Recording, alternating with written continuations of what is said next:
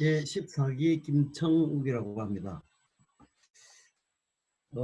저희는 하루 유통망 개선 프로젝트라고 표현을 해서 근본이 마지막 발표라 정확하게 저희 이름을 나화르 플랫폼이라고 명명을 했습니다.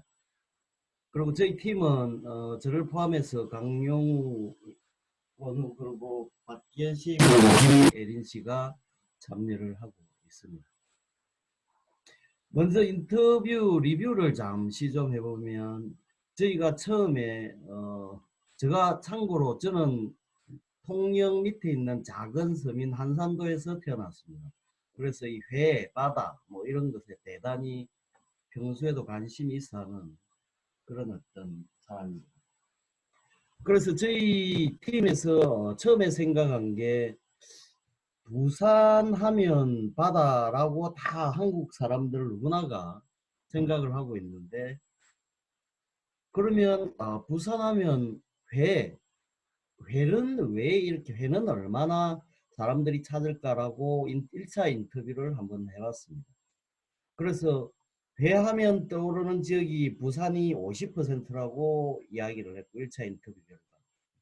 부산하면 떠오르는 음식을 회라고 답변한 사람은 9%밖에 안 되었습니다.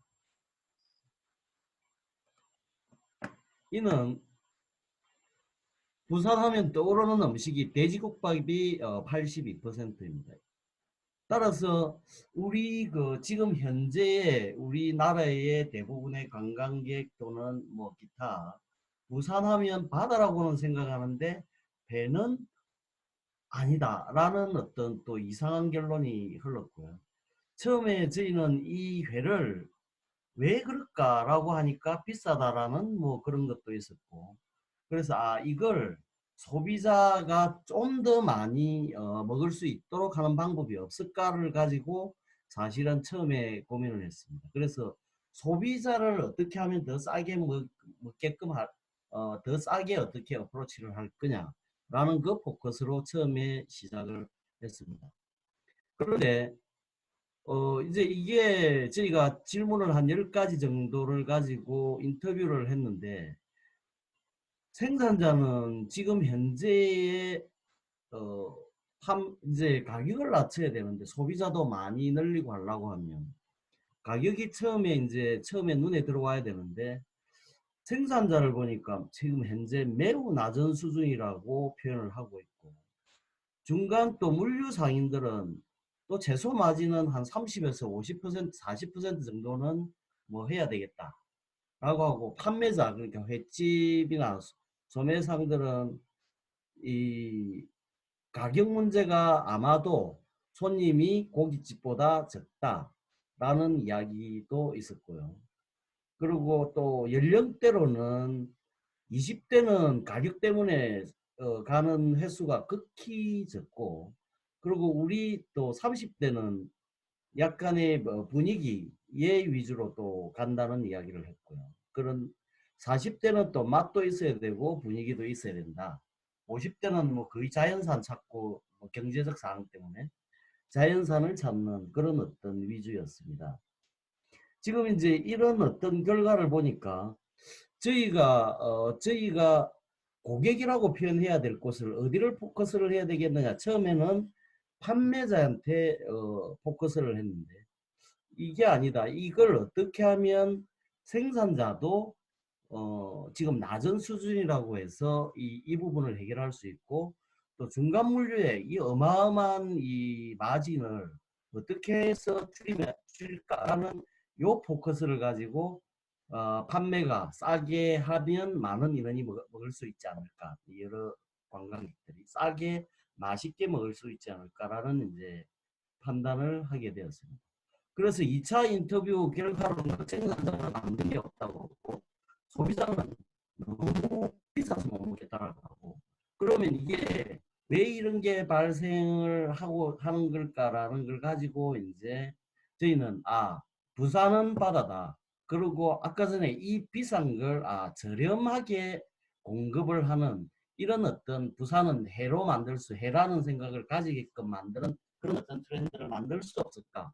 라는 이제 아이디어를 다시 좀 변환을 해서, 그래서 저희 미션은 이제 하루 유통의 혁신을 한번 가져서 많은 사람들이 저렴하게 부산에서, 또는 이 부산을 시작으로 부산에서 회를 맛있게 먹을 수 있는 바탕을 한번 마련해 보자라는 게 이제 어, 미션으로 이제 뜨게 되었습니다. 저희가 이제 그 다음은 저희가 제가 발표할 거는 그 페르소나 뭐 해서 마지막 파이낸셜 플랜까지 이렇게 발표를 할 수 있도록 하겠습니다. 저희 이제 그런 어떤 앞에 그 인터뷰의 결과에 따라서 이제 저희 페르소나를 하나를 정의를 해봤습니다.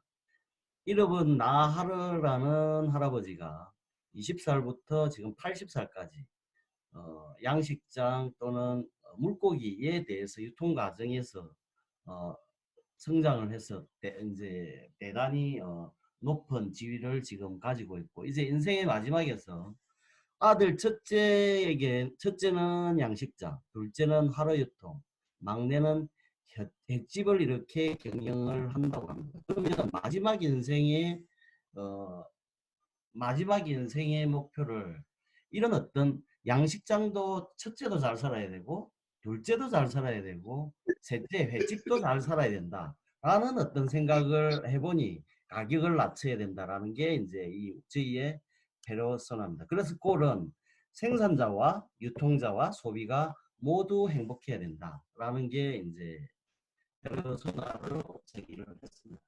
MVP를 보면 저는 합리적인 가격의 하루 유통을 추구하는 게 미션입니다. 이게 이루어지지 않으면 다른 어떠한 게 나와도 어, 이 아까 전에 이야기한 9%를 넘을 수가 없다는 생각을 가져서 그렇게 생각을 했고요. 밸류는 소비자에게는 저렴한 해외의 공급 기반을 마련해보자. 그 기반을 마련하는 게 결국은 유통의 어떤 부분을 한번 혁신을 하자라는 게 이제 내용입니다. 그래서 기본 프린시플은 화르가 어마어마한 유통의 여러 유통의 순서를 가지고 있는데, 그걸 플랫폼을 사용해서 확연히 한번 줄여보자 라는 게 그거고요. 그런 바로 생산자, 유통자, 소비자가 만족을 하는 이런 어떤 플랫폼 컨셉을 잠시만 간단하게 소개를 해보면, 저희는 국내 최초의 앱 기반 하루 유통 사업에서 부산 현대에 본사를 둘 계획에 있고요. 전국적 범위의 지역적, 그러니까 횟집에서 나오는 소량 발주를 플랫폼에서 가공을 해서 대량 발주 시스템으로 묶어서 어, 발주를 하는 이런 어떤 시스템입니다. 현재 이 플랫폼은 아마 다른 많은 플랫폼들이 한국에서 나와 있지만은 실제로는 이 플랫폼은 화르라는 이런 리스크 때문에 아직까지 이 플랫폼은 한국에서는 없습니다. 그러면 이걸 어떻게 차별화 묶음을, 그러니까 여러 지역이 여러 지역으로 산발되어 있는데 차가 어떻게 그 많은 여러 곳을 이렇게 배달을 해줄 거냐라는 이제 그게 있어서 프로그램으로 차별화를 좀 시켜야 되겠다. 동구시 순으로 이렇게 해서 배차의 묶음 단위를 만들어서 이렇게 배차가 되면 충분히 그 지역을 일일 원데이로 정리를 할 수 있지 않을까라는 이제 그런 어떤 부분도 있고요. 연관 사업으로는, 전방으로는 양식장에는 사료가 항상 들어갑니다. 그 사료도 아마도 지금 뭐 농협 이 정도 해서 여러 뭐 이렇게 들어가고 있고, 이런 부분들도 여기에 업데이트를 쳐서 어떻게 경쟁을 시켜서 더 낮게 받는 방법, 그리고 자연산, 뭐 계절산 이런 부분, 선어 이런 부분도 이 산업에 충분히 수평 산업으로 될 수 있을 것 같고, 후방 산업은 집 옆에 치킨집 하나, 김밥집은 많은데 왜 횟집은 없을까라고 제가 고민을 해보니까, 횟집은 회를 이렇게 하는 그런 기술들이 아주 높은 기술이라고 생각이 되어서, 또 이게 잘 가르쳐주지도 않습니다. 그래서 이런 부분들을 차별화시켜서 프랜차이즈 교육 프랜차이즈뿐만 아니라 이 프랜차이즈를 만들기 위한 교육도 같이 수행하는 이런 후방 산업도 될 수 있을 것 같다는 생각을 해봤습니다. 지금 현재를 보면 이게 지금 저희가 1차 미팅, 2차 그 인터뷰를 하면서 저 친구가 하루를 지금 생산을 하고 있고, 그리고 판매자는 저희 회사의 주요 그 횟집, 그러니까 단골 횟집으로 되어 있는 곳으로 가서 사장님과 인터뷰를 했고, 생산지는 친구인 사장한테, 생산하는 사장한테 바로 확인을 했습니다. 그래서 우럭이 한 8천에서 만원 수준, 그리고 광어 뭐 기타 등등이 이 정도 수준에서 그 화르가 판매가 됩니다. 그런데 유통 마진이 우리가 먹는 유통은 대략 지금 아마 시장에 가서 사보시면 25,000원 합니다. 키로당.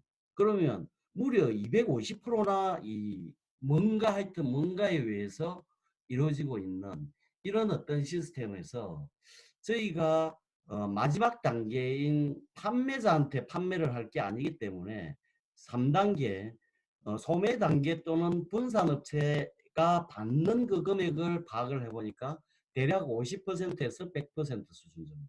이거는 좀 큰 횟집은 좀 싸게 들어올 거고 작은 이 시장에서 판매하는 이런 분들은 또 엄청나게 좀 높게 받고 이런 어떤 형태를 가지고 있습니다. 이 유통 마진을 어떻게 하면 줄여낼 수 있을까를 이제 고민을 좀 했습니다. 그래서 비즈니스 디자인은 생산지에서 판매지까지 최소 30% 이상의 유통 마진은 없애야 되겠다. 없애서 그걸 생산자와 그리고 소매자, 횟집이라고 표현해야죠. 횟집으로 뭔가의 이익을 넘겨서 결국은 소비자가 조금 더 싸게 먹을 수 있는 이런 방법으로 찾아보자라는 게 이제 기본 컨셉입니다. 그래서 요거의 핵심 키워드는 소량 물량을 묶어서 대량으로 발주를 하고 그걸 일일 배송 체계에 묶어서 배달이 될 수 있도록 하는 게 기본 컨셉입니다. 지금 이제 이 사업 전개 플로 차트를 한번 봐보면 화로 생산지가 있고 나화로 플랫폼이 있고, 나화로 플랫폼이 최종 판매지에서 소량의 발주를 하면 나화로 플랫폼에서 묶어서 1톤 이상의 발주를 생산지에 줘서 이 생산지에 줘가지고 운송자와 계약이 되고 운송자가 바로 납품을 하는 이런 어떤 시스템입니다. 금액이 보시면 생산지 판매가가 8,000원이면 생산지에서 육지까지 올라오는데 킬로그램당 200원입니다. 이거는 확인을 다 했고요. 그리고 여기에서 제가 우리 플랫폼에서 주장하는 바 생산자가 15% 정도를 더 먹어야 더 줘야 되겠다라는 어떤 이런 컨셉으로 15%를 하면 9,400원. 그리고 카드 1.76% 해서 9,569원. 그래서 그리고 부산으로 이제 부산으로 올라오면 회당 150만 원, 현재 79만 원 정도 합니다. 그런데 이 사람이 배송까지를 해야 되기 때문에 거기 거의 2배 정도 수준으로 이거는 정의를 했고요. 그래서 회당 150만 원 수준. 그러면 판매 원가는 11,069원이 됩니다.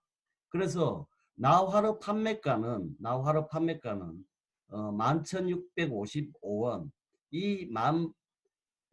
판매가의 이 판가는 요 금액의 5%입니다. 저희는 요 금액의 5% 정도가 이 회사의 이익금이라고 보시면 될 것 같습니다. 그렇게 되면 결국은 옆에 잘 안 보이는데 생산자에게서는 15%, 오른쪽에 보시면 잠시만요. 예,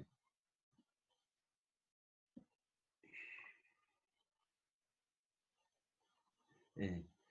생산자에게는 15%의 구매 비용을 더 주고 현재 아까 저기 가는데 이건 오늘 시세입니다. 오늘 시세 14,200원인데 판매자한테는 16% 저가로 저가로 들어갈 수 있는 이런 어떤 체계로 운영을 하려고 하고 있습니다.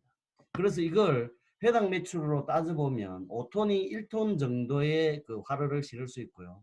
1회 정도를 가면 매출은 1100만원, 이익은 58만원, 그리고 월 24회 기준으로 가면 2억 7,900만원, 연으로 가면 한 차가 33억 정도 수준을 가집니다. 그래서 이익은 1.6억 정도가 되고요. 이 기준은 한 집이 하루에 20kg 정도 수준, 20kg 정도라는 이야기는 한 10테이블 정도 받는다라는 기본 베이스를 깔고 계산을 합니다. 그래서 저희는 이 기업은 착한 기업이다라는 이걸 지금 강조를 해서 생산자와 생산자와 그리고 판매자, 최종 판매자도 양방이 다 이익을 보고, 그리고 5톤 운송자 또한 지금 79만 원 하는 이 부분을 150만 원까지 이익을 늘릴 수 있도록, 그러면 여기에 종사하는 모든 사람들이 행복한 이런 어떤 컨셉으로 저희는 가치를 공유하려고 그렇게 하고 있습니다. 두 번째는 이제 마케팅 솔루션을 잠시 한번 봐보면, 우리나라 전국 도시의 주요 큰 도시에 가지고 있는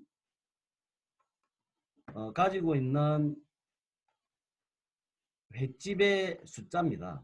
횟집 숫자가 전국적으로 이 지금 나타낸 이 조금 큰 대도시에서만 보면 한 3만 1,000개 정도가 되고요. 양식장은 현재 2,700개가 됩니다. 그래서 저희는 부산광역시, 보시다시피 부산광역시가 3,320개로 가장 많습니다. 그래서 부산광역시를 시작으로 전국으로 확대해 나가고, 이번 이 그 파이낸셜 플랜은 다섯 개 시만, 그 시를 위주로 해서 먼저 시작을 하려고 1차 5개 시를 가지고 표본을 삼아서 계획을 했습니다. 마케팅 전략의 바로 이 부분은 좀 다 정의를 조금 전에 뭐 시간 관계상 이 부분은 중간에 이야기를 된 것 같습니다. 특히 저희는 신선도, 하루 신선도 이런 부분들이 지금 현재 해치까지 가는데 4일 정도가 걸리는데, 이거는 1일 체제로 바꿔서 신선한 물고기를 공급할 수 있도록 하는 이런 어떤 부분도 있고요.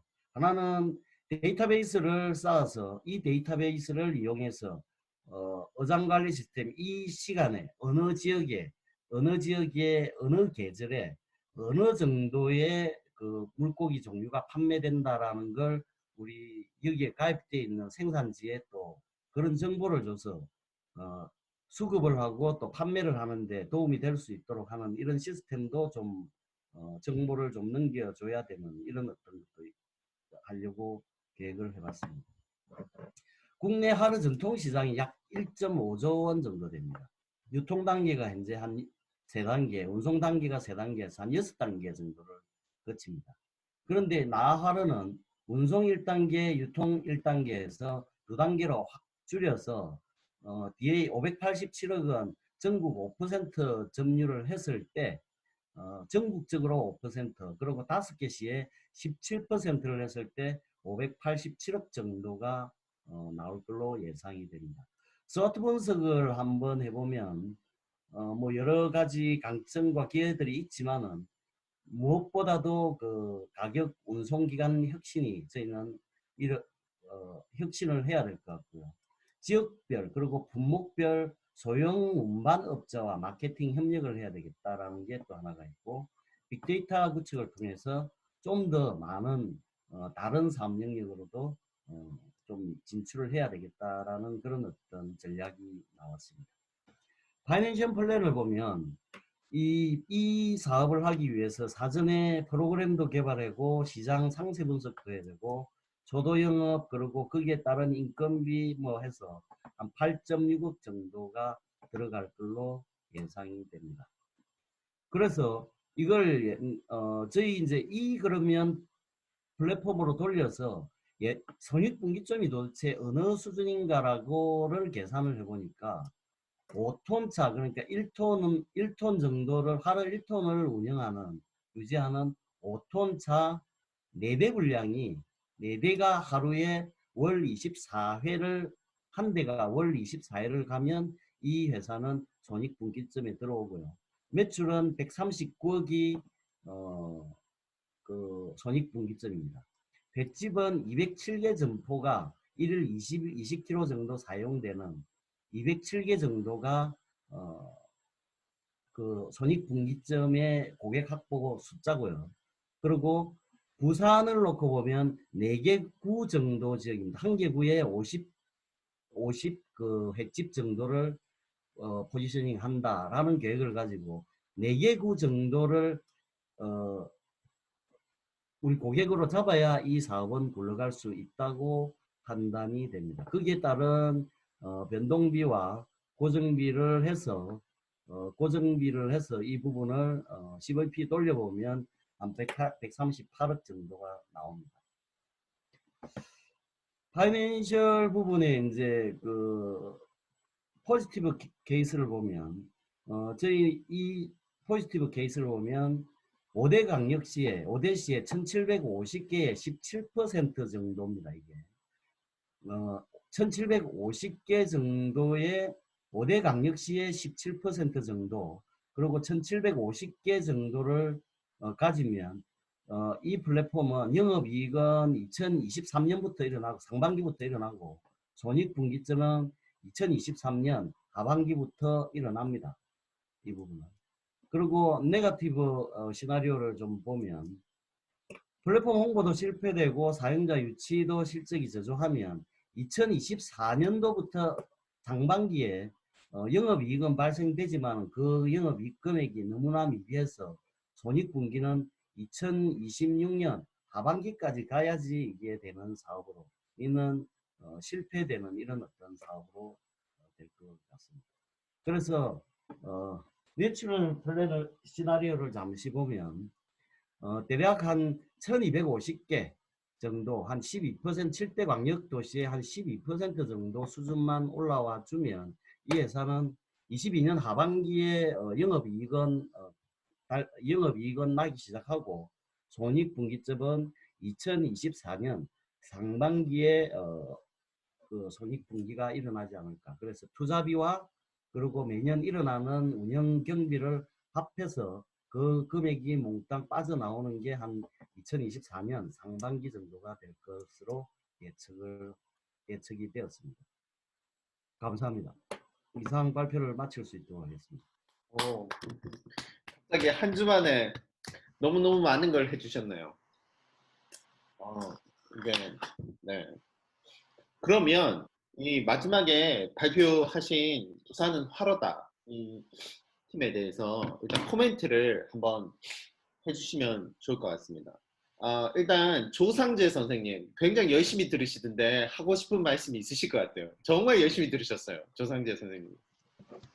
그 제가 들으면서 약간 딴 생각을 했는데요. 네. 그 유통망을 어쨌든 여러 개 단계에서 이제 한 단계를 줄이게 되면 또 그렇게 유통을 하시는 분들이 많은 실적을 또 하실 텐데, 네, 그런 분들 또 실버 코리아가 아니라 했죠. 네, 비바 청춘, 네, 비바 청춘에 좀 이렇게 회원으로 가입시켜서 좀 이렇게 생각도 좀 해봤고요. 그리고 아까 들으면서 했던 그 유통 중에 화로 유통이 가장 그 난이도가 높고 이제 기술력이 이제 필요하다고 지금 말씀하셨고 저도 그렇게 이해를 하고 있는데, 만약 이렇게 해가지고 화로를 유통할 정도의 어떠한 기반이 잡히게 되면 화로뿐만 아니라 다른 뭐 야채나 채소나 아니면 과일이나 이런 것들도 유통할 수 있는 그런 그 활용도가 굉장히 높겠다, 그런 생각을 좀 해봤고요. 그리고 이게 또 어떻게 보면 또 이거를 쉽게 모방해가지고 경쟁자들이 쉽게 또 진입 가능한 그런 시장이 될 수 있겠다 좀 생각해봤거든요. 그래서 그걸 또 어떻게 또 차별을 해야 될 것인가 이런 것들을 한번 생각을 해봐야 되지 않을까라는, 네, 생각을 해봤습니다. 네. 그 부분은 이제 저도 고민을 진짜 많이 해봐요. 플랫폼 사업이 오토 뭐 해서 오토 플랫폼 뭐 이런 어떤 단어에서 가장 고민되는 게 이제 모방인데, 이 모방은 아무래도 그 우리 카카오톡 여러 가지 톡을 다 만들 수 있고 카카오뱅크나 뭐 여러 가지 뱅크 이런 플랫폼들을 만들 수 있는데 결국은 누가 먼저 진입을 해서 시장을 장악하느냐 이게 메이저 핵심인 것 같습니다. 그래서 이 부분은 아직까지 어느 누구도 여기에 들어가 있는 플랫폼이 없기 때문에 신속하게 들어가서 빠른 그 고객 확보를 먼저 차지하는 게 이건 1순위 아닐까. 이 프로그램이나 이런 부분은 누구나가 쉽게 따라갈 수 있는 이런 내용인데 먼저 진입을 하고 거기에 대한 노하우와 그리고 이런 부분들을 먼저 취득하는 게 이 사업의 핵심이 아닐까 그렇게 판단합니다. 허선아 선생님은 어떠신 것 같아요? 네, 디테일하게 너무 잘 짜주셔가지고 사업을 하셔도 될 것 같은데요. 제가 이 인터넷으로 잠깐 그 유통망이 어떤지 잠깐 찾아봤거든요. 근데 통영 합동화로 창고라는 것도 엄청 잘 돼 있네요. 뭐 예. 수족관, 모스, 그다음에 하로가 어떻게 뭐 되고, 그다음에 어떤 식으로 잡고, 그다음에 상차하는 것까지 시스템 것까지 너무 잘 돼 있고 전국으로 각지로 다 간다고 이렇게 시스템화 되어 있습니다. 근데 그 많은 이게 또 한두 개가 아니고 이런 업체들이 많을 거라는 거죠. 그러면 이 많은 업체들 중에서 어떻게 그 시장을 그 경쟁을 뚫고 들어가서 그 마켓을 차지할 것인가, 그것도 좀 관건인 것 같고요. 그래서 또 플랫폼도 마찬가지입니다. 플랫폼이란 건 그 이제 쓰는 유저들이 많아야 되는데 그런 유저들을 어떻게 끌어들일 것인가, 마케팅 전략 뭐 그런 것만 잘 하신다면 세부 계획을 너무 잘 짜셔가지고 지금 당장 하셔도 될 것 같습니다. 이상입니다. 네. 그러면 김혜정 선생님. 일단 비챔 마켓을 부산이라고 딱 지정을 하셔가지고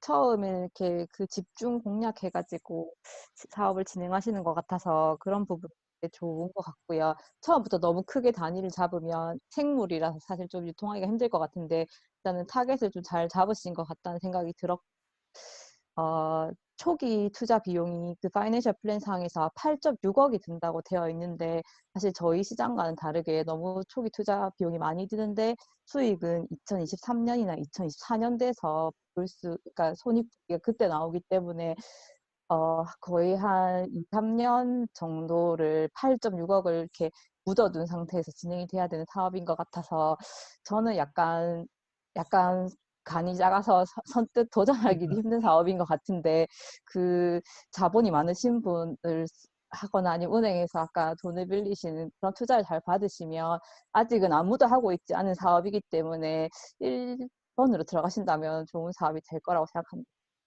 그러면 그 8.6억을 그 초기 투자 비용을 낮추는 방법을 좀 생각하는 게 어떻게 보면 지금부터 해야 되는 어떤 숙제일 수도 있겠네요. 이게 지금 왜냐하면 차라든지 어떤 유통망을 구축한다든지 뭐 그런 부분에서 돈이 많이 든다는 거잖아요. 그죠?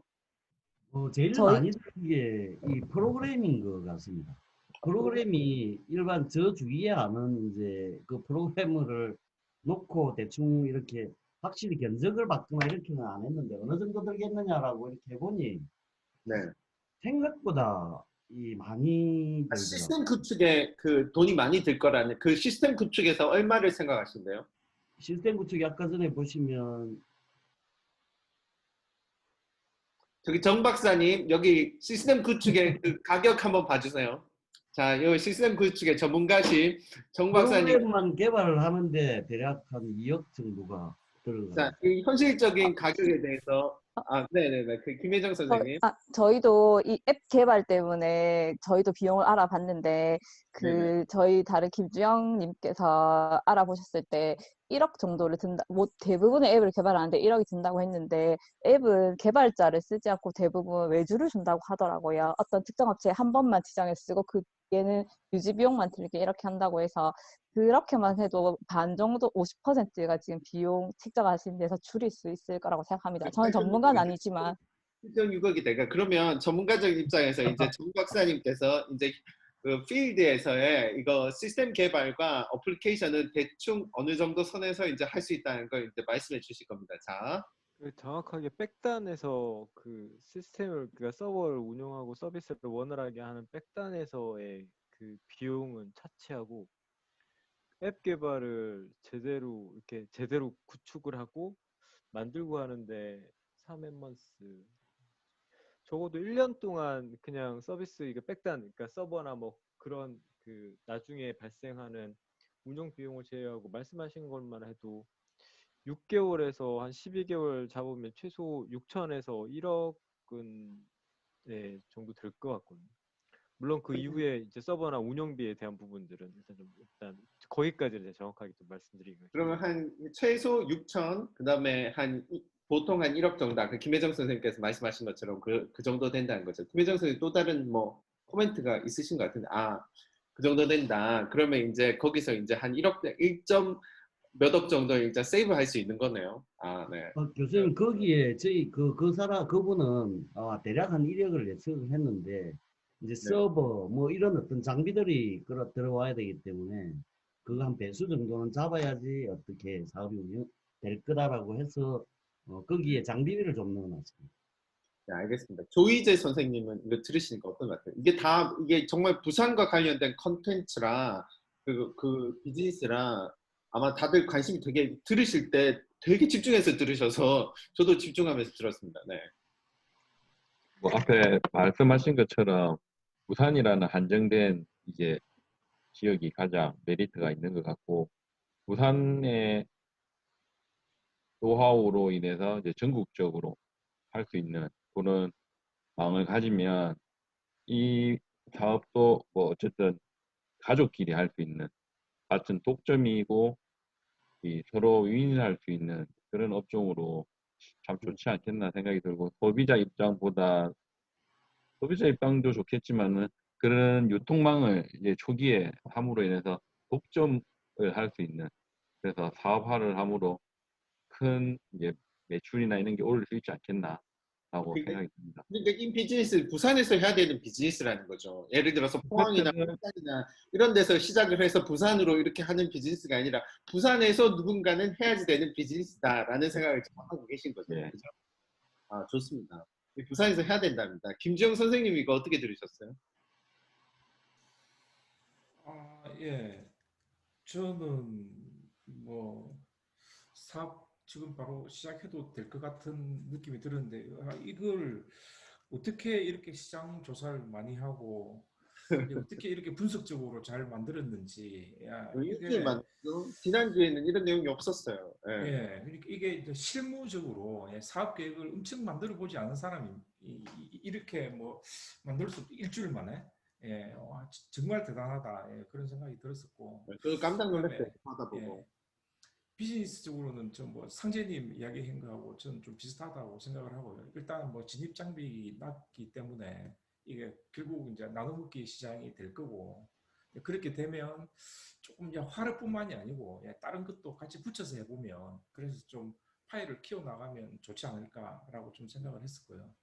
그 다음에 그 서버 그 장비 비용 말씀하시는데 저희는 그 서버를 별도로 구축을 안 하거든요. 클라우드 서비스를 쓰게 될 거고 저희 같은 경우는 유저 수가 굉장히 많아지기 때문에 그 클라우드 서비스를 하면 저희는 그 매출의 10%를 잡아서 들어갔거든요. 그래서 트래픽이 굉장히 또 많아질 수가 있어서 근데 이제 지금 나르 같은 경우는 그 해치볼 상대로 하기 때문에 트래픽이 얼마 안 돼서 거의 뭐 클라우드 서비스를 공짜로 쓸 수도 있지 않을까 그 정도 수준일 것 같거든요. 그렇게 되면 뭐 별도 장비 없이 앱 개발 같은 경우도 저희도 간단한 거를 저희 회사에서 개발해봤는데 한 5천만 원 정도 들더라고요. 그래서 그 정도 하려면 한 1억 정도 들면 된다고 이제 저희도 보고 있었고요. 그래서 뭐 초기 투자 비용이 생각하는 것보다 좀 많이 줄어들 수도 있겠다 그런 생각은 했습니다. 정성호 박사님, 그, 네, 말씀하세요. 여기 개발 관련된 업체를 하나 좀 몇 개 소개를 좀 시켜주시면 감사하겠습니다. 아, 근데 그 만약에 그 개발을 하시면 제가 생각할 때는 부산 쪽에 업체를 끼셔야지 좋으실 것 같거든요. 근데 예. 제가 부산 쪽에는 제가 아는 데가 없어가지고 아마 그 지역 쪽에 분명히 그 업체가 있을 거고 그 업체를 끼고 계속 확인을 하시면서 이제 논의하시면서 하셔야 되는 부분이 좀 이렇게 어디 서울에 잘한다 뭐 이거보다는 훨씬 더 장점이 더 많으실 것 같습니다. 예, 잘 알겠습니다. 정재훈 선생님께서 이 말씀을 다 들으시고 나서 일단 이제 투자라는 개념에서 그 금융 쪽에 계시니까 이거는 되는 비즈니스다, 안 되는 비즈니스다라는 판단을 하실 거 아니에요? 어떻게 생각하세요?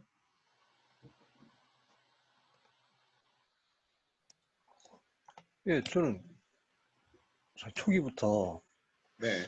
진짜로 이분들이 사업을 하시려고 하는구나 이 생각을 했고요. 몇 생각을 했고, 사실 뭐 이 정도면 어느 은행에 뭐 어느 신사기라도 혹하지 않겠습니까? 이제 다만 이제 다른 분도 말씀하셨는데 이게 이제 다시 이제 리턴이 돌아오려면 시간이 좀 오래 걸려요. 그때 어떻게 버틸 건지, 그러니까 사전에 충분한 자금을 확보하고 갈 것인지, 아니면 리턴되는 시기를 좀 더 땡길 방법을 찾을 수 있을 건지, 그러니까 3년 정도 시간 안에 뱅크러트 없이 갈 수 있기 위해서 어떻게 이제 자금을 확보할 건지 그런 부분에 대한 고민이 좀 더 있었으면 좋겠습니다. 예, 그래서 정부장님이 필요합니다.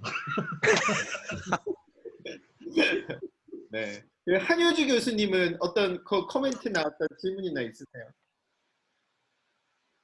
한효주 교수님. 저 되게 재미나게 열심히 들었는데 정말 사업을 하시려고 작정하고 덤벼드시고 한 프로젝트가 아닌가 싶을 만큼 상세하게 너무 잘하셨고, 안 그래도 회가 너무 먹고 싶어가지고 한국 횟집이 또 그립고. 근데 저는 코멘트는 없습니다. 여러분들이 너무 잘하셔가지고 코멘트 없고 정말 재미나게 잘 들었습니다. 그러면 끝으로 홍태호 교수님, 이게 수업이 하나 있어요, 박사님. 제가 생각한 게 인천하고 이제 서울광역시가 들어갔는데 그 부산에서 그 유통비가 지금 뭐 17%인가 그렇더라고요. 근데 인천을 넣는 것보다 인천은 자가로 해결이 되니까 인천보다는 광역시 말고 부산에서 가까운 다른 소도시를 많이 넣는 걸 생각을 안 해보셨는지 이유가 있으셨을 것 같아요. 그 먼 인천을 넣은 이유가 네, 그 부분을 제가 좀 말씀드리겠습니다. 사실은 저 사업 계획서에 보면 인천이 제일 마지막에 있습니다. 5개 시 중에. 왜냐하면 인천이 바닷가 거기에서 어디 이름이 뭐였더라? 거기에서 이 자체적으로 공급이 잘 되고 있는 걸로 알고 있습니다. 그런데 그 물고기의 원천이 어디냐 하면 결국은 남해 양식장입니다. 그 물고기의 원천이. 그렇기 때문에 그네들 또한 그 물류비를 중간에서 폭을 안고 소비자한테 팔고 있습니다. 우리 부산에서는 여기 판매가가 한 2만 원에서 2만 5천 원 하면 되는데 서울, 인천은 더 비쌉니다. 왜냐하면 거리를 더 가지고 또 거기에서 몇 번의 또 물류가 운송이 일어나기 때문에 작은 차까지 물류가 일어나기 때문에 거의 3만 원 가까이 그렇게 하고 있습니다. 부산에서 인천 바닷가에서 고기 안 잡아요? 인천은 예? 고기 안 잡습니까? 인천은 양식이니까 이거 일단은 양식. 오케이. 다 하니까 예. 그냥 양식이 거의 남해안이거든요. 남해안하고 제주입니다. 네, 그러면 끝으로 제가 이거 수업을 하면서 지금 5주째인데 계속 10시를 꽉 채워가지고 너무너무 죄송한데 지금 황선아 선생님은 항상 되게 위험한데 가셔야 돼서 너무 죄송하고 그래도 이게 오늘 끝입니다. 5번째 수업. 오늘은 좀 일찍 마치려고 했는데 그게 안 되네요. 그럼 끝으로 홍태호 교수님께서 코멘트 한번 하시고 그 다음에 저는 이것으로 이 5주 동안의 수업을 마치도록 하겠습니다. 네. 4분 남았는데 굉장히 부담스럽네요. 들으면서 이제 크게 두 가지 생각했는데 우리 연구실 제자가 통영에서 수산물 유통을 하는데 코로나로 너무 호황이라서 휴학을 거의 하고 있거든요. 그러니까 논문을 못 쓰고 이제 포기했어요. 그러니까 그 얘기는 뭐냐면 집에서 시켜 먹는 유통을 하는데 이제 식당을 안 가니까 그리고 이제 얌테이블이라는 수산물 전문 유통 홈페이지가 있어요. 거기를 통해서 이제 요즘 많이들 이렇게 주문을 하고 거기에 유통을 이제 이 제자가 하고 있는데, 근데 거기에 제가 아까 발표한 동안 보니까 회는 없더라고요. 이제 회까지는 안 되는데 요즘 뭐 새우에서부터 모든 게 다 요즘 우리나라 택배가 굉장히 발전되는 것 같아요. 근데 그런데 회가 추가될 수 있으면 좋겠다는 생각이 하나 들었고, 또 말씀하신 것처럼 광어는 제주도에서 많은 양을 이제 양식하고 있고, 우럭 같은 것도 이제 주로 다 우리 남해안 통영 쪽에서 양식하는데 거의 안 팔려가지고 막 홈쇼핑에도 나오고, 왜냐면 이제 우리가 횟집 같은 회식을 안 가기 때문에. 그래서 좀 그런 이 오늘 발표를 통해서 좀 그런 업종들이 좀 활기가 될 것 같은 생각도 기대가 되고요. 또 하나는 우리 대한민국 신지식인이라고 2호가 번개란 분이 계세요. 이제 고대 앞에 중국집 배달원인데 정말 얼마나 빠르냐면 짜장면 2개, 탕수육 하나 하고 전화를 끊으면 앞에 갖다 줘요. 그래서 번개고 대한민국 신지식인 2호로 됐어요. 아마 그분이 중졸이신가 뭐 그럴 거예요. 근데 그 영업 노하우가 뭐냐니까 점심시간에 시킬 음식들이 많으니까 짜장면과 탕수육과 짬뽕을 이렇게 한 차 싣고 고대 캠퍼스로 간대요. 그래서 전화를 받으면 바로 그 자리에서 점심시간에 양장피는 안 시키니까 짜장면하고 남으면 만두를 서비스를 준대. 그러니까 인기가 더 있으면 있지 없지는 않답니다. 그러니까 이제 우리도 그 아침에 제가 요즘 집에 많이 있으니까 쿠팡에 주문하니까 굉장히 일찍 오는 품목들이 있더라고요. 근데 또 어떤 건 마우스가 고장나서 시켰더니 11월 달에 배달된다고 문자가 와서 왜 그러는데 지금 광저우 출발했대요. 중국산이니까. 그러니까 이제 오래돼도 되는 제품은 그렇게 늦게도 물류가 되고, 어떤 거는 뭐 몇 시간만 해도 해주는 그런 물류 유통망이 있는 것 같아요. 그래서 회도 미리 좀 출발해서 주문이 오면 가는 서비스도 좋지 않나 생각이 들어요. 어쨌든 기대가 많이 되고 이게 좀 잘 돼서 우리 학생이 다시 좀 논문을 쓰고 졸업하기를 했으면 좋겠습니다. 그리고 이제 오늘 들어보니까 그 우리 박지혜 교수님 주도하에서 수업이 너무 활기차게 잘 돼서 저도 정말 재밌게 시간 가는 줄 모르고 잘 들었습니다. 네, 이상으로 마칠게요. 감사합니다. 네, 수고하셨습니다. 일단 너무 이렇게 밤에 밤 7시부터 10시까지 5주 연속으로 이렇게 항상 시간이 거의 오버되는 만큼 이렇게 해주셔서 감사하고요. 일단 기회가 되면 부산에서 한번 뵙도록 하겠습니다. 네, 수고하셨습니다.